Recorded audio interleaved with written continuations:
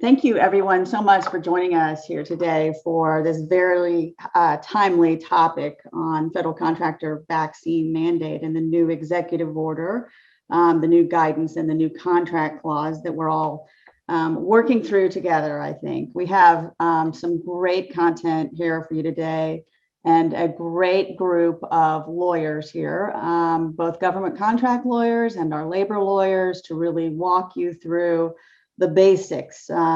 This is eligible for CLE. We'll send you a form after the webinar is over, and we'll also give you the CLE code at the end as well. If you have questions throughout the presentation, feel free to put them in the chat. We have a lot of content. We'll try to get to as many questions at the end as we can. Next slide. So we're going to walk through the basics of this. I'm going to take you through the general implementation background, the executive order, the guidance, the FAR deviations, who is this applicable to, what are the exclusions, how this is working at particular federal agencies, because there's a lot of variance agency by agency, how they're actually implementing the contract clause that was issued by the FAR Council. Marta is going to take you through the scope of covered employees, covered workplace, and what the potential but fairly limited enforcement actions look like. Nate's going to walk you through employment considerations, and then Scott's going to take you through the non-FAR applications of this, so concession contracts and oil and gas leases and issues like that. Next slide. So a little background here. I know a lot of people may be new to this, maybe have been taken a little bit aback by the executive order. These have actually, the federal government, the White House, has been implementing policy through executive order for decades. Many times when something can't be passed through Congress, the White House or the administration in office on both sides of the aisle decide that we're going to go ahead and implement this through our federal contracts. And it has been fairly effective over the years. There's been paid leave, minimum wage, e-verify.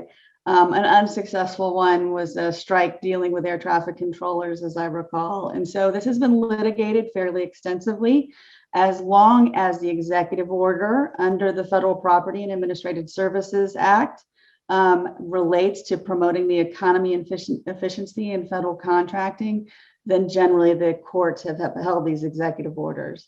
This one was issued on September 9th of this year and has been implemented very quickly. A task force is up and running. We'll talk a little bit about the task force. The executive order applies to contractors and subcontractors on particular types of contracts, which we'll talk about in terms of applicability. But what is the requirement? Well, the requirement is if you have a covered contract with a particular clause in it, then your covered contractor employers are going to have to be vaccinated by December 8, 2021, or at the beginning of the performance of the contract when you actually receive this contract clause. So some people, may not have a new contract clause, new order, or the execution of an option on a contract before December 8th. And so it won't be effective for people until they actually get this contract clause in place. So must be vaccinated by December 8th or when you get the contract clause. And there are some legal accommodations. So it's not always everybody that must receive the vaccination. And Nate will talk a little bit about those accommodations as well. Next slide. So very important. Who is the EO applicable to? What contracts is it applicable to? Who are they trying to, and who can they legally reach here? The EO itself, and I think it's very important to note, and we'll talk about this, the EO has an applicability list here, but the federal agencies have expanded that applicability list, particularly the General Services Administration. So the EO says that this new vaccine mandate is applicable to a new contract. It's applicable to new solicitations. It's applicable to contract extensions or renewals of existing contracts, or the exercise of an option under an existing contract. But it's not all contracts that the EO applies to. It applies to procurement, so FAR-based contracts for services or constructions, contracts that are covered by the Service Contract Act, and then concession contracts, which Scott Heimberg is going to talk to you about. And then finally, contracts that are in connection with federal property or lands and related to offering services for federal employees, their dependents, or the general public. Very, very important qualification there. So it's not contracts for all types of federal property, which is what we'll talk about when we get to oil and gas leases at the end. Next slide. So I kind of put together a practical list based on a lot of the questions that we're getting from clients. So the executive order itself is not self-executing. If you don't have this clause in your contract, you do not have the December 8th mandate. So if you don't have it in a prime contract, if you don't have it in a subcontract, you are not facing a December 8th deadline right now. Second really important point is the government cannot unilaterally change your existing contract. So if you're 2 years into building a courthouse, the government cannot come in and say, guess what? You have this new mandate to vaccinate everybody. They have to agree to a bilateral modification of that contract. And we'll talk about what that means in terms of costs and negotiating it as well. Very important as well is that, like all federal contracts, people forget this. Federal contracts are executed between a US government agency and a legal entity. Federal contract clauses like this apply to the legal entity that is executing the contract. A lot of companies have subsidiaries that execute the contract.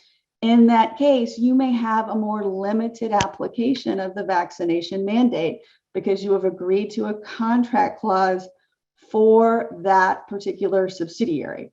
Now, Marta is going to talk a little bit later about, who needs to be vaccinated. And so you could have a subsidiary where you have people working in connection with a contract that are outside of the subsidiary. Next slide. So interestingly, the executive order has written exclusions in it. Not that all agencies appear to be paying attention to these written exclusions, but the executive order does exclude grants, and I haven't seen any effort to apply this to grants yet. But the executive order also excludes contracts or subcontracts whose value is equal to or less than $250,000, which is the simplified acquisition threshold. Very interestingly, GSA is requiring this clause in contracts below the simplified acquisition threshold. Doesn't apply to employees who work outside the United States, doesn't apply to subcontracts solely for the provision of products. I have not seen an extension to subcontracts for the provision of products. So at least if you are a lower tier subcontractor and all you're supplying is subcontracts, so far you're good.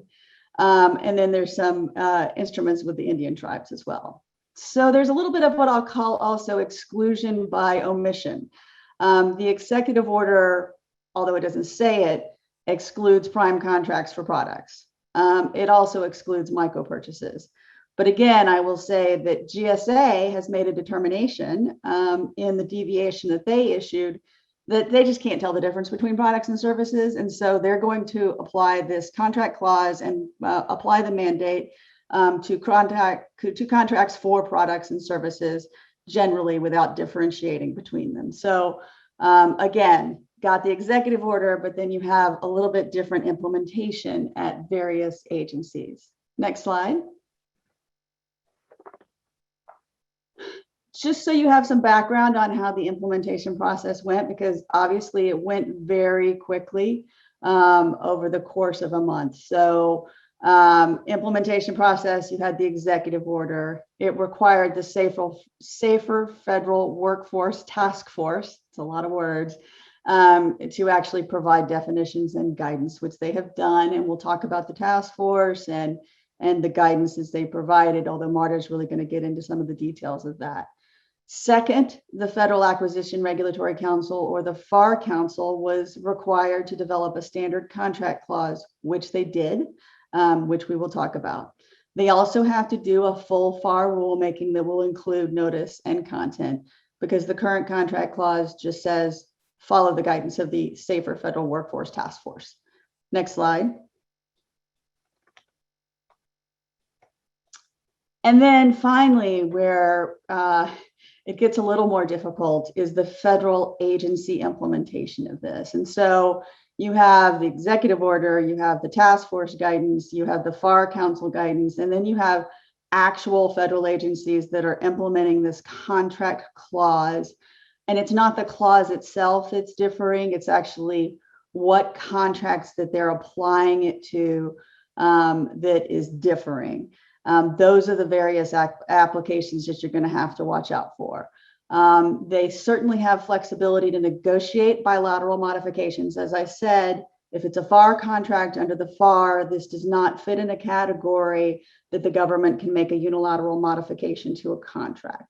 Very clear. And they also have some flexibility to apply this to prime contracts for products. As you saw in the earlier slide, it wasn't an explicit exclusion.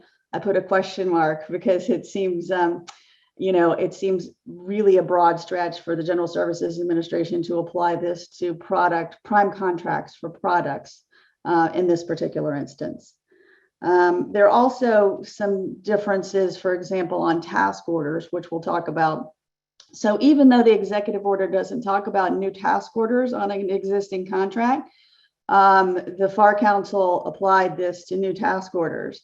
So GSA is applying it to all new task orders, but the Department of Defense is only applying it to task orders over $250,000. So it's so important for everyone who doesn't expect necessarily to have this clause or may have reasons to believe that this won't apply to them to actually go back and figure out which agency and how this is going to be applied to them. Next slide. So Safer Federal Workforce Task Force. It's actually up online. It's you can go to www.saferfederalworkforce.gov and really go through their documents, both for federal contractors. You see that tab there. As well as other vaccine guidance as well.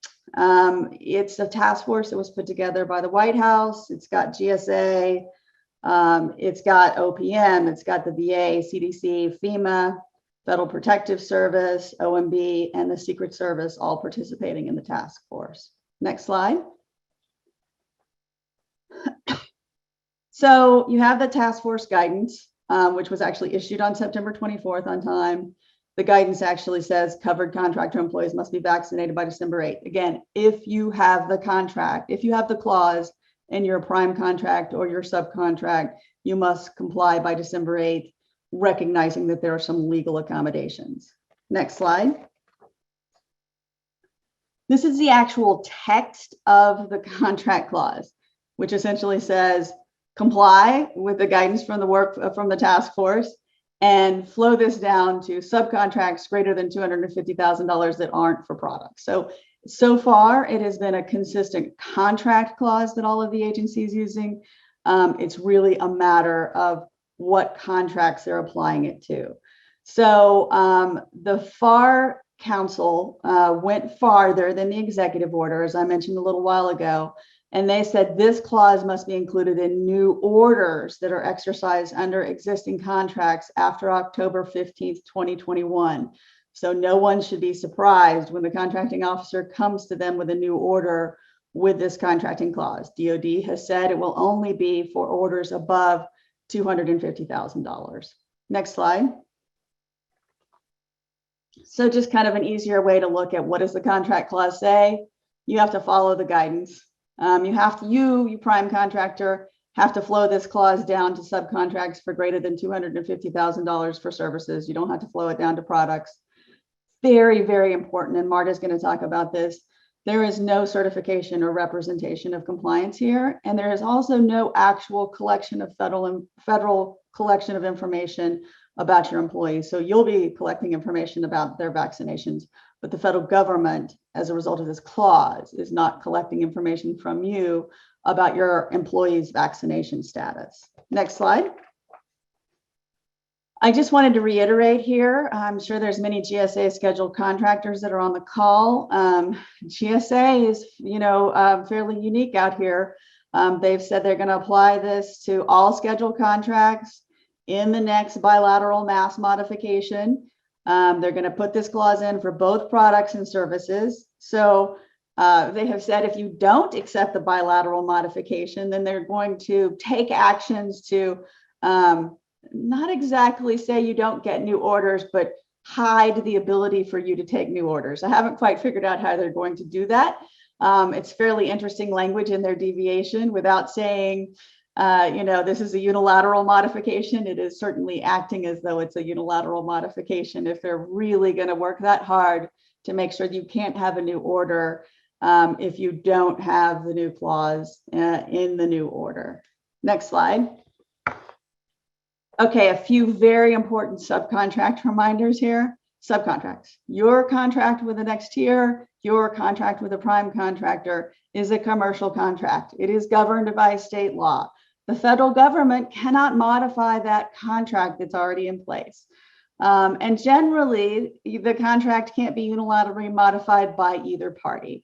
But importantly, you need to go back and you need to look at those contracts that you may have with prime contractors to see if there's an automatic incorporation of FAR flow downs. So if the prime contractor gets this vaccine clause and you have an automatic incorporation into your contract, your commercial contract with that prime contractor, you may get the clause automatically if that language is in your contract. Next slide.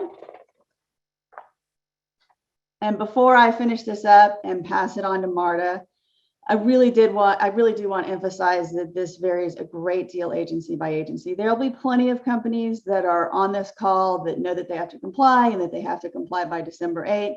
But there's a lot of companies that aren't doing business every day with every federal agency. And so, or you may just be a subcontractor, or you may simply have, leases, oil and gas leases, or concession contracts. So make sure you're looking at the specifics of the agency that you're working with before you decide it doesn't apply to me. Obviously, if it does apply, it applies, and we'll walk through now what that process looks like. But if you're looking for ways to figure out if it's going to apply to you based on the agency, go make sure you go and figure this out. Also, back to this bilateral modification point. Bilateral modifications are hard, frankly, for the government. They're hard for contracting officers to do, and it costs them money. If they come to you and say, I want a bilateral modification, you have a right to actually ask for the funds to implement this vaccine mandate. You do not have to execute a bilateral modification. But with that, I'm going to turn it over to Marta to walk through covered employees in the covered workplace. Thanks, Angela. So big question for everyone, obviously, is which of my employees are covered by the order? So covered contractor employees include, as Angela mentioned, any full-time or part-time employee that works directly on a federal contract, or works in connection with a federal contract, which we'll get into in a minute, or is working in a facility where any covered contractor employee works. There is an exemption. It's pretty limited in that any covered contractor employees who are performing work only outside the United States or its outlying areas are exempt from the vaccine mandate. Next slide, please. So who's working directly on a covered contract? That's pretty simple. It's the folks whose salary is being charged to the contract, whether they be working at a government facility or in the contractor's facilities or another facility that doesn't even belong to the contractor or the government, as long as they are working on that contract. The question of who constitutes an employee working in connection with a covered contract is a little bit more difficult and obviously quite broad. The term in connection with is not a defined term in the executive order, but the Department of Labor, which I think we can at least consider persuasive at the least, has defined the term as any worker who's performing work activities that are necessary to the performance of a covered contract, but who is not directly engaged in performing the specific services called for by the contract itself. So what does that mean? So basically, under that definition, any of your overhead service providers. So your legal department, your billing department, your HR department, any of these folks who are necessary to the day-to-day operations of the company are likely to be considered employees that are working in connection with a covered contract. There may be scenarios where if you've got a separate legal entity that has been walled off from the rest of your company, and that entity is doing all of your federal work, and that entity is not pulling from the HR department and the parent entity, they have their own HR department, okay, then those people might be able to be exempt. But that situation is not very common for most of us. And so I think we can consider all of your overhead departments to be considered working in connection with a covered contract. We might be able to make some arguments that individuals like cleaning services, janitors, vending service providers, landscapers, those type of folks are not necessary, arguably, to the performance of a covered contract. So we could see some exemptions there, but that's pretty limited. And then even if you are not working in connection with a covered contract, or you are not working directly on a covered contract, if you are in a facility where a covered employee works, even one covered employee, then the order will apply. And the whole reasoning behind this, according to the administration, is to keep the federal workplace safe, right? Keep the federal workers healthy. So if you're viewing it through that lens, this order is trying to make sure that everyone is vaccinated who could possibly come into connection with someone who is working on a federal contract. Next slide, please.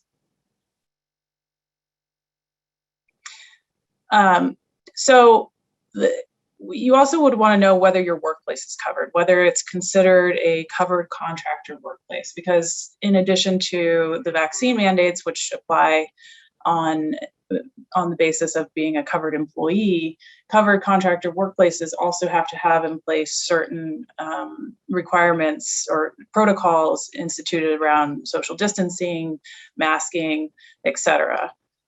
So the definition of such a workplace is one that is controlled by a covered contractor, at which any employee of a covered contractor working on or in connection with a contract is likely to be present during the period of performance for the covered contract. So that, breaking that down, if you have a facility where you're a covered contractor and you have a facility where none of the employees in that facility who go there on the day-to-day basis are working or even supporting a covered contract, if you have individuals who might be visiting that facility, likely to visit, then all of those people still have to be vaccinated, and the workplace has to follow the covered contractor protocols. See a question in the chat about what about occasionally visit. The word likely is not defined. I think we can assume the government will take a very broad interpretation of likely. And so even an occasional drop-in would fall under that requirement. However, the guidance does say if you can affirmatively show that an individual is not likely and will not go into a certain facility, then you could consider it an excluded from the definition of a covered contractor workplace. Gives definitions of, hallways, stairwells, parking garages, etc.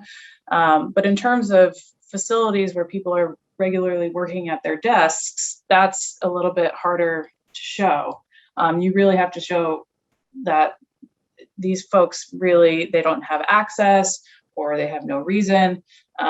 So with respect to, for example, a university campus, I think it's very difficult under the guidance way that it's written to show that a covered employee is not going to enter certain parts of your campus. Because remember, these are people not only working directly on contracts, like in the university context, your researchers, but it's also people from HR and legal, people who service all parts of the campus. So it's very, very broad, and I think it's safe to say that in most situations, your entire workplace will be covered as long as it is open to folks who are considered covered employees. There's obviously a lot of questions in our remote working environment about how this applies to people working from home.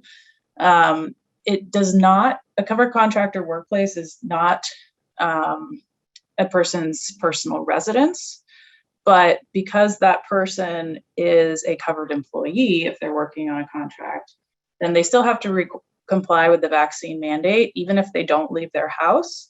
But their home, they don't have to, make their family members wear a mask or social distance or follow any of the covered contractor workplace requirements. Next slide, please. Lots of questions around what's going to happen if we're not in compliance. And that's the big question of the day. The order, neither the order nor the guidance provide any penalties for non-compliance. So at this point, we're all only speculating potential actions that could happen. Your contract could be terminated. There could be civil penalties imposed, perhaps monetary penalties. We might see this impacting performance ratings for contractors. And a lot of folks have been asking whether or not we're going to see this as a False Claims Act case. So the argument for that would have to be that a company who is not in compliance with the vaccine mandate or the covered contractor workplace requirements, but they have it in their contract. They've got this bar clause in their contract. They're not in compliance. They are submitting claims for payment to the government. The government would have to argue that they have it's an implied certification that when you took this contract, you would be in compliance with all the requirements of it.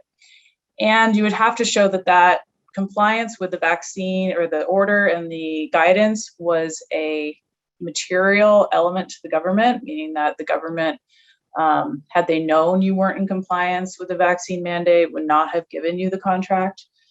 So it's a fairly high bar for the government to bring a False Claims Act case in this scenario, especially, as Angela mentioned, without an express certification or representation by the contractor that they are in compliance. That doesn't mean we're not going to see agencies requiring express certifications and representations. In that case, it would be a stronger FCA case, but we're not there yet. It's also important to note, just in the context of the changing prosecutorial environment under this new administration, in early October, the Department of Justice released a memorandum reversing prior guidance from the previous administration, which had said agency guidance is not a sole basis on which to bring a False Claims Act case.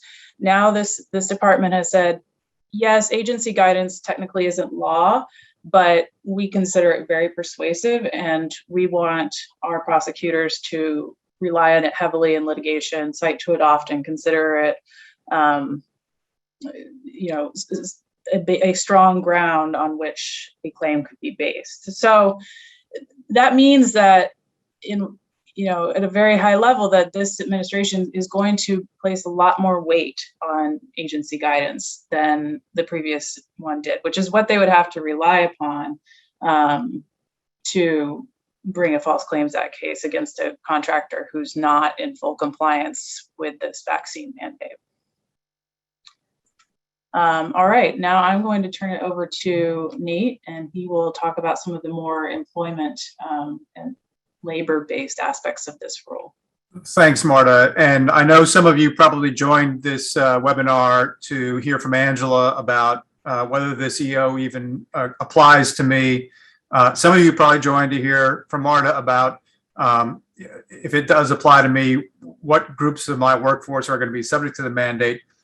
And some of you, to the extent your heads haven't exploded already, joined to hear about, I know it's going to apply, how the heck is this going to be implemented in my workforce? And so we're going to talk a little bit about that and mostly about the kind of the two biggest issues that you will encounter in implementing this vaccine mandate.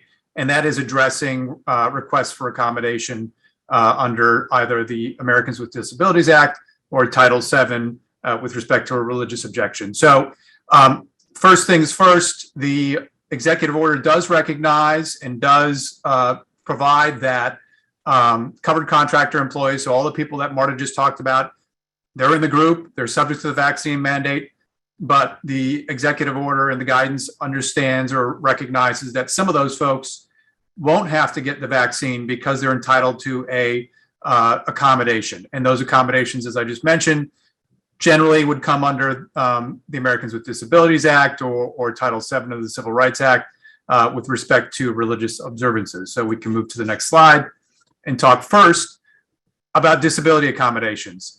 And all of you probably have a very well organized and robust process for going through accommodations for disability requests and for religious observance requests in the normal course. But there are some unique issues that are coming up in this context that we'll try to walk you through.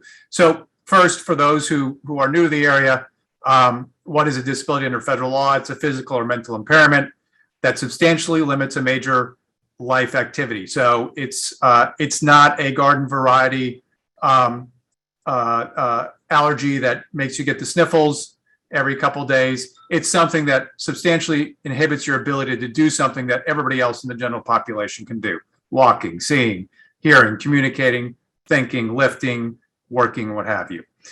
So if you do have a disability, your employees, again, through your normal process, are probably going to be people who will tell you, hey, I can't get the vaccine because I've got a disability that prevents me from getting the vaccine. It's contraindicated for a disability that I have. And so those folks, when they come to you with your request and you go through your normal processes and your medical documentation, if you determine that there is a disability that will prevent them from getting the vaccine, then you need to go through the interactive process to determine whether an accommodation is appropriate. And again, you probably have a very well-defined process for doing this within your companies, but it is something you have to do on a case-by-case basis. And really what the accommodation process looks at is says, hey, is there something the company can do or the employer can do that would allow this employee to do the essential functions of their job, not the tertiary issues that they deal with, but the essential functions of the position, can they be performed with a reasonable accommodation? And again, individualized process, you need to look at the employee, their restriction, and their job and what they could do and how they could do that job in a way that would allow them to do it without being vaccinated. So in the context of kind of general COVID-19 context, the EEOC has talked about the types of accommodations that may be used to apply to a disabled employee who can't go to work or it's not safe for that employee to be at work because of COVID. Are there things that can be done to mitigate that risk or help that employee do their job, whether it's enhanced protective gear, whether it's installing barriers between that employee and others so that they are not exposed as much as other employees? Can you modify the work schedule so that employees coming in at a time where they're not going to be in close contact with other folks? Can you eliminate some non-essential functions, at least temporarily, for that employee to allow them to get through the pandemic? Or can you transfer them to another position or allow them to telework in a way that would still allow them to do their essential functions, but decrease the risk that because they're not vaccinated, they would pose any sort of risk to somebody else? And one thing to think about in all this is that the EEOC, from their perspective, has talked about the pandemic in kind of ongoing terms. So if a modification can bridge you from point A to point B Sometimes that's going to be a reasonable accommodation here, even if it's something that if you kept it over a longer period of time, it would be potentially something that you wouldn't be obligated to do. So let's go to the next slide. So the first question a lot of employers have after learning that they're going to have to vaccinate all their employees, but some employees will not be vaccinated, is, do I need to allow an unvaccinated employee into my work area if they're going to pose a safety risk to others? And the answer to that is no, but it's qualified by the fact that the rules around this are fairly stringent. So the ADA says that no disabled employee has to be allowed to do work if that work would make a direct threat to anybody else in the workplace, either to themselves or to their coworkers. But the EEOC has always held that this is a very high standard, and they have recognized that COVID-19 can, in many circumstances, constitute a direct threat to the health and safety of the employer or other people. But again, they've talked about it very much in not a kind of static fashion, but something that is emerging and ongoing. And so when they talk about direct threat, the traditional factors are, hey, what's the duration of the risk? What's the nature and severity of the potential harm? Here, it's obviously infection with a very bad disease and potentially death. What's the likelihood that harm will occur? Well, as the Delta variant has come on, that likelihood has increased to a certain degree. And what's the imminence of the harm? Kind of where we're sitting today with the pandemic, it does seem fairly imminent. And again, the EEOC has recognized that this pandemic does pose a direct threat. But it has emphasized that you need to look at the current medical knowledge. And so when you think about whether the employee is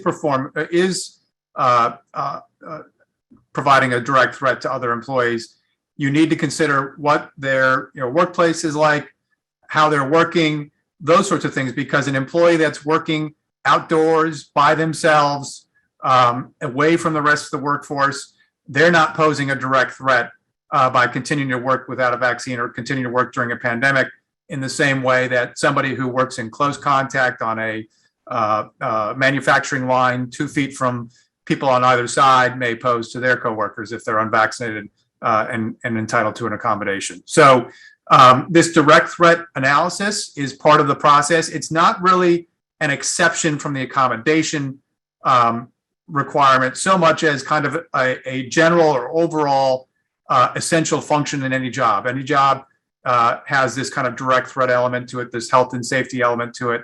And so you have to look at whether you can accommodate this disabled employee in a way that doesn't pose a direct threat to others. But if you cannot accommodate that employee without them having a direct threat to others and performing their essential functions, you're going to have the ability or maybe the necessity of terminating that employer or moving them to some other position. So let's go to the next slide.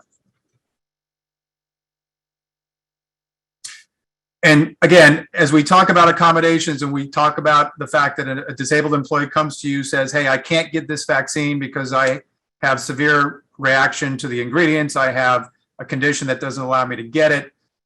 Some other sort of disability related objection or problem with getting the vaccine. You need to look at whether you can accommodate that employee without undue hardship. And in the context of the Americans with Disabilities Act, that is a very high standard. It is a hardship that would impose a significant difficulty or expense on the employer. And we'll contrast that in just a bit with the standard under Title VII. But the EEOC has traditionally approached this as a very high standard. The assumption is that in many contexts, most contexts perhaps, accommodations should be available to employees to allow them to continue to work.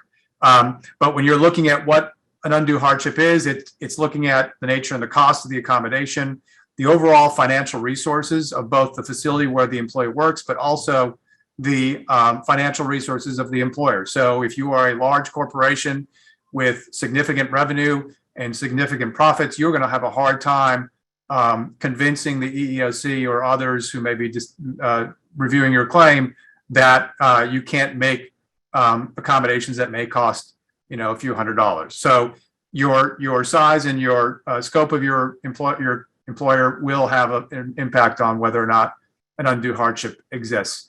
But if you do determine that there is a accommodation, so for example, a employee who is providing support work on and is a covered contractor for that reason to a covered federal contract.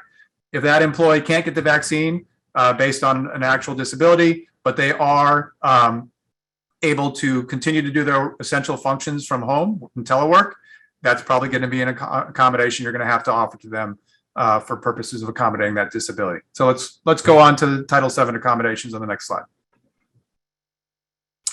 Title VII also raises accommodation issues with respect to whether you need to provide one to an individual who will not be able to get the vaccine because of a religious belief, practice, or observance. And the kind of threshold issue here is what's going to catch a lot of people or become the most difficult nut to crack, so to speak, in this context, because the Title VII protection extends to people who only to people who have a sincerely held religious belief. And that does not require that the employee belong to some mainstream religion. It doesn't require that the employee even necessarily have a religion that's observed or understood or has, is monotheistic or anything like that. The EEOC has said that a sincere religious belief is something that is basically a sincere belief in a religious principle, or something that's basically similar to that, where there is a belief about a worldview, about a system that has kind of religious characteristics to it. It does not cover moral beliefs, just kind of personal moral beliefs that are cabined to specific issues. So, for example, anti-vaccine beliefs, to the extent they're just focused on anti-vaccine issues and not on a broader belief system. And it doesn't apply to political beliefs. And you are going to see, in all likelihood, a large number of requests that are going to come in for religious objections and exceptions to a vaccine mandate that are going to look very much like political or kind of personal moral beliefs rather than religious beliefs. And this is always very difficult for employers in the normal course. It's going to be particularly difficult here. There's an entire cottage industry out there helping employees put together these sort of petitions for exceptions under the religious exemption. And so you're going to see a lot of that. And the push and pull here is that the EEOC, for most of the time it's been enforcing this provision, has said you should always just kind of accept, unless there's clear objective basis to question it, you should always accept that the employee's proffered religious belief is sincere. And the conditions under which you can question that and request more information about it, you have to have some objective basis for that. And the factors the EEOC looks at are things like the employee exhibiting markedly inconsistent behavior with respect to the request they're making. So, for example, in this context, the employee says, well, my religion prohibits me from injecting a vaccine, but, well, you took the flu vaccine last year and the year before that and the year before that, and you've never had a problem with any sort of vaccination requirements we've had in this job otherwise. So that's one area where if that's something that they do and they're being inconsistent, you have the ability to question that and ask for more documentation or information. The other kind of objective basis that's commonly used and can be used in this context is whether the accommodation is particularly desirable and maybe sought for secular reasons. And quite frankly, given the amount of information out there and the amount of news stories out there about employees who are trying to come up with reasons to have a religious objection to the vaccine mandate, that probably gives you an objective basis to question some of those issues as well. The timing of the request renders it suspect. That's another issue that can come up. I mean, quite frankly, I think that could apply here, but it's probably going to be very similar to the first two factors that we talked about. So you're going to probably have some basis to objectively question the sincerity of some of the submissions you'll get with respect to a religious accommodation for a vaccine mandate. And we can go to the next slide. I'll tell you that that counsels you to maybe go to the second step and go through the accommodation process and see whether an accommodation is even possible. Because in the Title VII context, unlike under the ADA, the standard for a undue hardship is much, much lower, much easier for the employer to meet. Undue hardship under Title VII and religious accommodation is any hardship that is more than minimal cost or burden to the employer. It's constantly kind of discussed in terms of, is this more than de minimis? And so, for example, allowing someone to just wear a headscarf to honor their religion in a retail setting, that's not a major impediment on the business, not a major cost to the employer or anything like that. But there are a number of factors that can be significant impact on the business that have been used to justify denying religious objections and religious requests for accommodation. So, for example, increased safety risk to other employees. That's traditionally been something, as we've seen, of religious objections litigated in the context of flu vaccine in hospitals. Many times the increased safety risk that to both employees and to patients or to customers is a significant factor that easily justifies rejecting an accommodation for somebody who may have contact with those folks. Increased legal risk around having an unvaccinated employee doing work and they may be able to infect others is another risk that may be able to justify an accommodation or a rejection of accommodation. Anything that really, if you have to telework, if that's a significant burden on the company or would increase costs, it's going to be a sufficient cost or a burden on the company for that. So in many cases, if you have a very difficult question on the sincerity of whether a religious accommodation is sincere or not, you may just want to go to the second step, look at the accommodation that there's being requested, and if that accommodation has any meaningful burden on the company or the employer, you probably can just justify denying the request on that basis and not even have to get into a debate with the employee about their religious beliefs. So those are the issues on the employment side. A couple more issues to flag. I'm not sure if they're on the next slide or not, but if you have a unionized workforce, you are going to have situations where you may have to bargain with your union about these issues before you implement the vaccine mandate. It depends really on the terms of your collective bargaining agreement. If you have a broad management rights clause and this seems to fit within that, you may be able to unilaterally implement it. But if not, you are going to have to bargain with the union about implementation of this process. And that can have impacts and issues about, transfers and bumping rights and other things if employees within the union do refuse vaccination. The other thing to remember too with collective bargaining agreement context, unionized context, is that CBA rules may impact the accommodation process. If you have a non-unionized employee who says, I can't do my job without the vaccine, but I can do this job, can I take this job? The CBA may say, no, there's somebody in that job, you can't bump them, or the CBA, that person may have priority to that job. So the CBA may impact whether an accommodation request is reasonable to the extent it's generating or it's covering those work issues. So that's the kind of the broad view on the employment issues. And I'm going to turn over to Scott now to talk about a couple of his issues. Hey, great. Thank you, Nate. So Angela talked about procurement contracts and she gave me everything else. And we only have a few minutes left and I want to save some time for questions because I know there are a lot. So I'm going to go through this fairly quickly. So you'll note that there are three other categories broadly that talk about the potential for having to engage in the activities that Nate has just been talking about. And the first one is contracts or contract-like agreements for services covered by the Service Contract Act. The second one is concession contracts. And the third one is contracts that are in connection with federal property for services offered to government employees, their dependents, or the general public. So the definition of contracts and contract-like instruments is very broad, and we'll talk about that very quickly.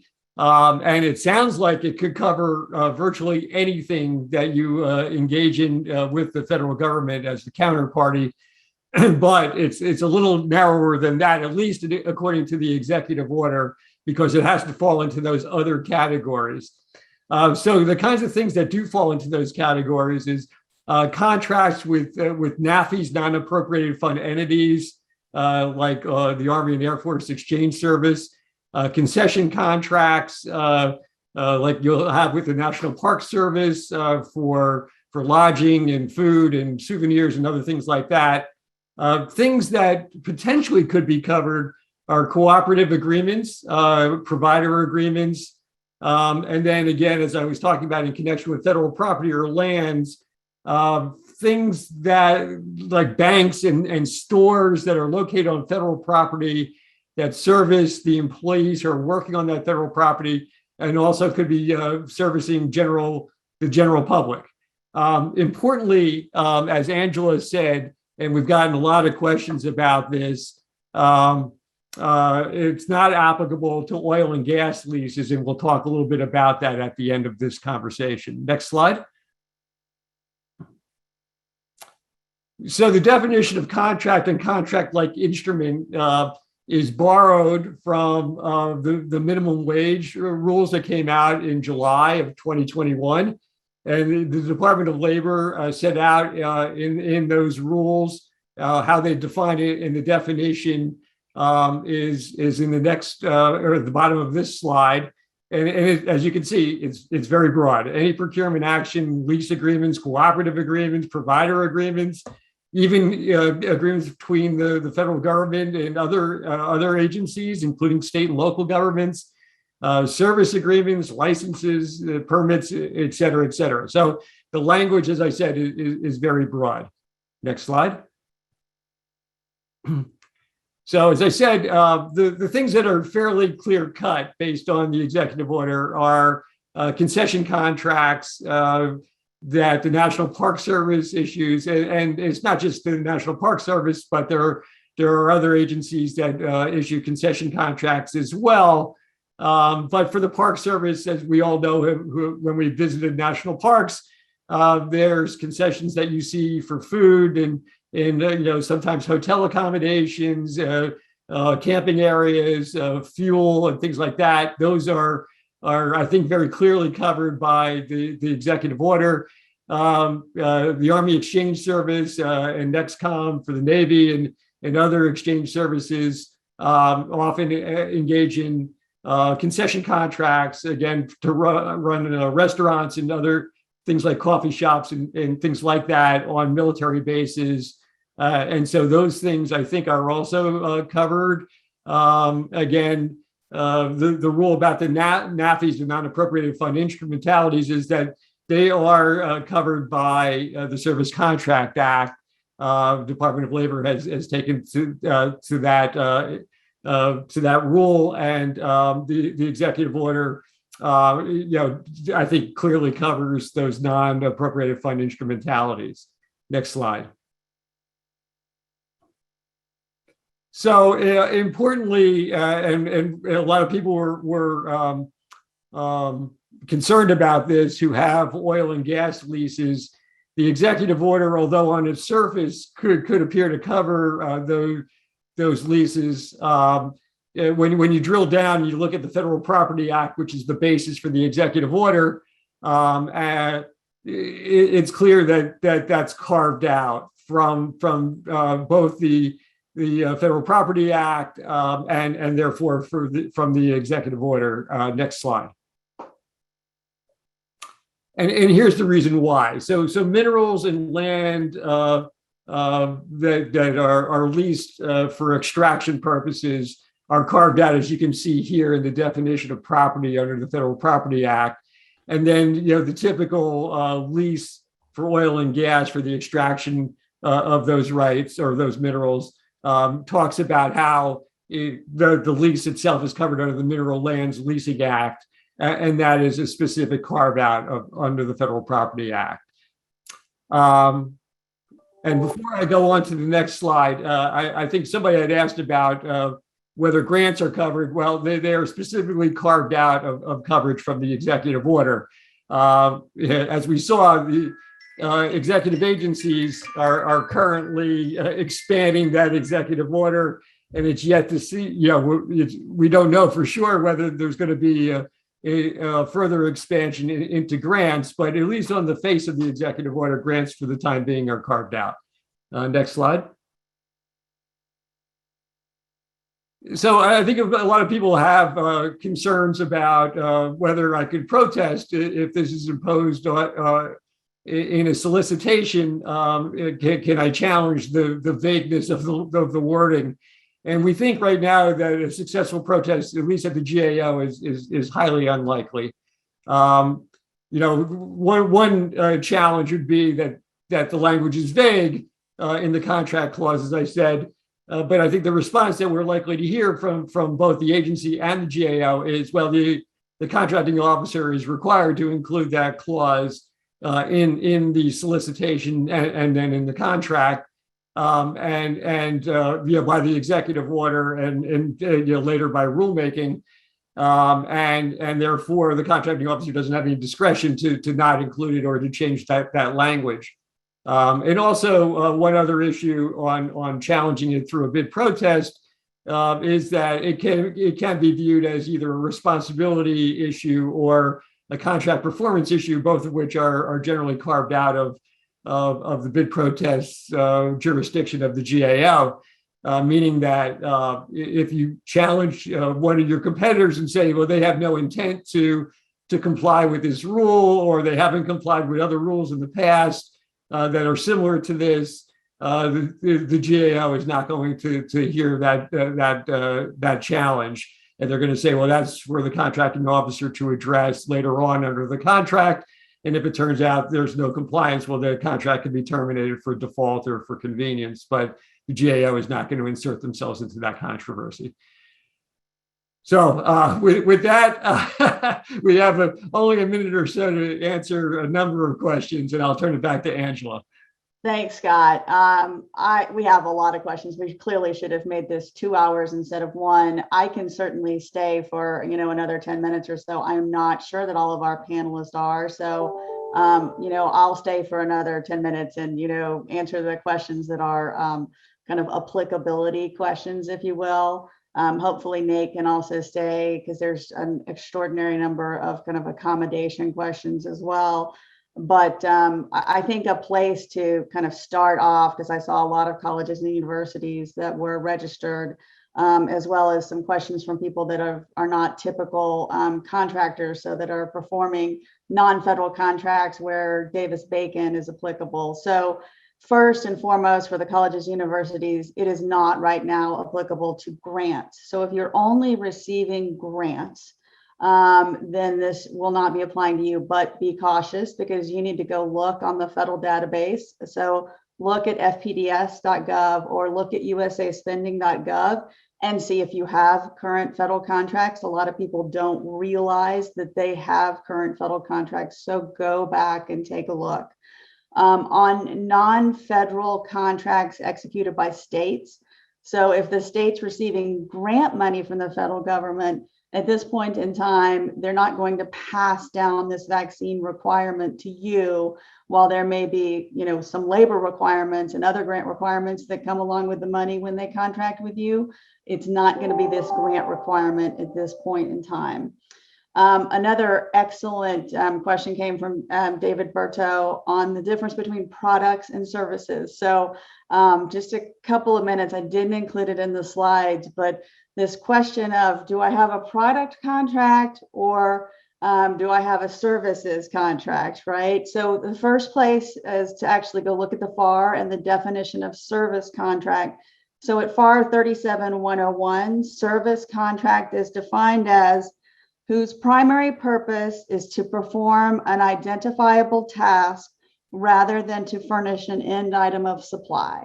So if you're furnishing an end item of supply, you're going to fit in that product category. I wish everything was that clear. So there are some of you out there that can rest a little easier, but not too easy. If you're a GSA scheduled contractor, they said they're going to apply it to you. So realize the service versus product distinction. Some agencies are going to force this on you even with products, which is very interesting. Oh, and the CLE code, I forgot to tell everybody, it's AG 1014. And you should receive an email after this with both the presentation as well as the CLE forms as well. So on the product versus services, go to USA Spending or fpds.gov. See how your contracts, your prime contracts, there's not a lot of subcontracts in there. See how your prime contracts have been categorized. It's really important because if you are going to be arguing that you're just products and you have a whole bunch of cloud services that are listed as services and not a product, your argument's going to be very hard, even at a subcontract level. that you are only providing a product. And finally, even more difficult issue that I think David raised was the cleanse. When you have certain line items in the contract, some are products, some are services. I have always argued that if more of them dollar value wise are products and lesser services, that it's a product contract. The government may disagree with you on that. And again, go back to USA Spending and FPDS to take a look at how the government has been characterizing your contract, product contract or service contract. They're very clearly categorizing them as one or another, and you need to know what that is before you start to make arguments that this is not applicable to you. Scott, are there other kind of contract applicability questions that you want to address? No, I think your point, Angela, about looking at the contract and seeing how the government has been handling that contract prior to the executive order is important.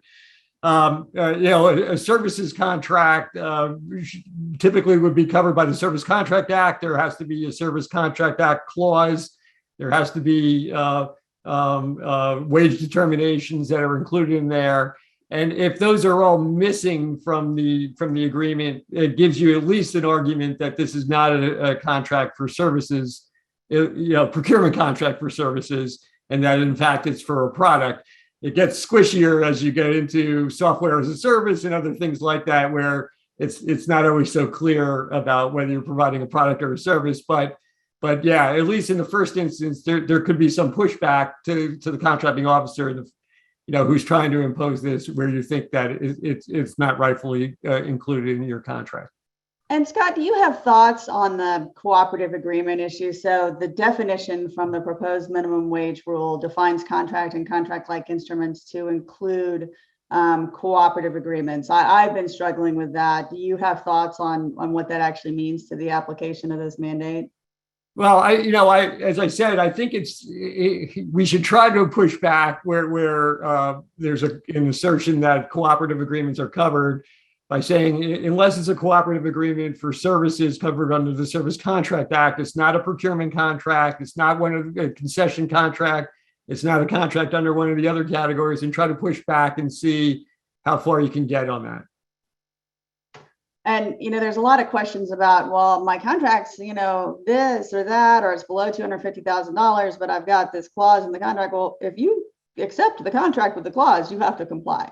So, be very cautious about what you're doing at this point in time, particularly with new orders on existing contracts as well. And also in terms of when this applies, it applies when you have been awarded and accept a contract with the clause in it. So you could have a solicitation to be bidding right now and not get the contract until February. This won't apply to you until you begin performance on that contract in February. So Nate, are there issues that you've seen in here from the accommodation perspective that you want to address? Yeah, and I'll flag for you. I think there were some follow-up questions on Medicare providers, if you haven't addressed those already. But there are a lot of good questions, primarily around the religious objection and the sincerity of the religious belief. There is there's just a lot going on here. It's very, I don't want to say controversial, but there's a lot of issues that get kind of tied up there about whether people are truly making religious objections versus personal objections. One thing I would kind of point you to, there's a very good Third Circuit opinion from a few years ago, Fallon versus Mercy Catholic Hospital Medical Center out of the Third Circuit, that talks about kind of that line between personal belief and religious belief. Now, Fallon didn't have an organized religion that he was a member of, and his religious or his belief system really didn't kind of go beyond just his beliefs about vaccines. And you're going to get a lot of feedback from folks who object to the vaccines themselves. They may fall in that Fallon category, but they may fall in a category of people who say, I refuse to take this vaccine because it was developed in a certain way, because of what vaccines do to the body and what my belief system says about that. Those are going to be much more difficult issues to resolve. So the first thing I would say about all of that is, do go back, do go through that accommodation process. And if this is just a Pyrrhic exercise of trying to determine whether this person is sincere or not. They're not going to be able to do their job anyways. You're just better off saying, hey, it's a low standard. You can't do this job if you don't have a vaccine, if you're not vaccinated at this point. So we're without some sort of undue burden. So we just can't offer you an accommodation, even if you're correct. But you are going to get, I can guarantee you this, I've seen it already across multiple clients, multiple platforms. You are going to get, in some cases, cookie cutter statements about the objections to the vaccine. And they are going to be a combination, at least to kind of an outsider coming to it with no experience, maybe with religion or with the belief system or anything else, kind of a mix of religious belief and personal belief. And those are going to be extremely difficult issues to resolve. You do have some tools available to you in terms of being able to follow up with some additional information requests. But even then, think about whether those requests are really going to resolve that issue if they're answered one way or the other. I know there was a question about whether there's going to be more EEOC guidance on this. There definitely should be more EEOC guidance on this. I'm not hopeful, though. The EEOC just last updated their guidance on the COVID issues on October 13th, and there was really nothing to go on beyond just the general statement that you should generally presume a religious belief is sincere, and here's the objective criteria that allow you to go beyond and question that to a certain degree. So those are going to be the toughest questions. And again, my advice there, and I think generally most people would agree, is let's just go the accommodation process. If this is a futile exercise, just end it at that stage. Another good question about accommodation. So if you have a disabled employee or another employee who can't get the vaccine, and if they can go to work and everybody else masks up and social distance and is socially distant, is that enough to allow for an accommodation? Is that something you would have to provide?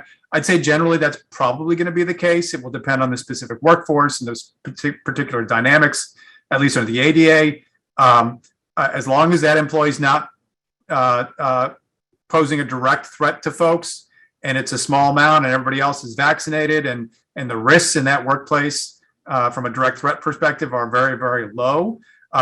Just requiring somebody to put on a mask or the rest of the employees to put on a mask is probably not so unduly burdensome that under the ADA would require anybody to deny that accommodation. But keep in mind too that you, as the employer, you do have final decision on the accommodation you grant. So even if that would be an effective accommodation, if you've got another one that's just as effective, you can implement that as well. The one thing I would note for that, it's a closer call, obviously, in the religious context. If you can show there is some tangible, meaningful operational inefficiencies that arise because of masking everybody up or some other issue, cost issue or what have you, that's fairly significant, maybe you do have to grant it for the religious context. But one thing to keep in mind in all these contexts is that generally the EEOC says you should not be sort of outing people who are receiving accommodations for any sort of disability or other reason.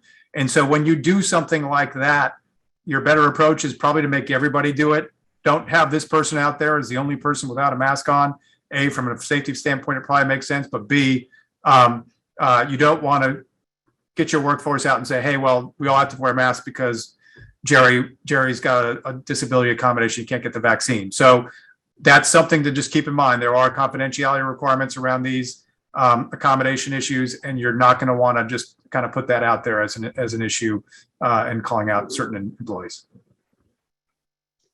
Marta, are there any questions that you want to address before we log off? I know that there's still a lot of questions. Feel free to contact us. Sometimes in the past, we have actually put together the questions and answered them and sent them out. There are so many here. I don't want to hold up getting out the slides to you. So we'll send out the slides first and then and see if we are able to individually send out a document that answers some more of these questions. But Marta, over to you. Yeah, I think just looking at some of the most recent ones that came in, asking whether or not students would be considered covered. Well, the classroom would be a covered contractor workplace, most likely because it's part of your facility, but whether or not the students, that's a little bit harder of a question because they're not your employees. But, there are situations where you have students who are working for the university, et cetera. So it gets tricky, but at a base, they're not your employees, so there is some flexibility there, but most institutions have already implemented their own mandates, and so it's, yeah, there's a lot of different directions that this could go, and we could talk about it more in the Q&A that will circulate, but just note that they're not employees. All right, I think we're going to go ahead and wind it up. I know there are still 90 of you on. We will obviously have another one of these as things evolve, and make sure that we keep you all up to date, both through webinar and through alerts as well. But thank you so much for joining us today. I know this is a tough struggle for a lot of people, so we're happy to be able to help. Thank you. Thanks, everyone.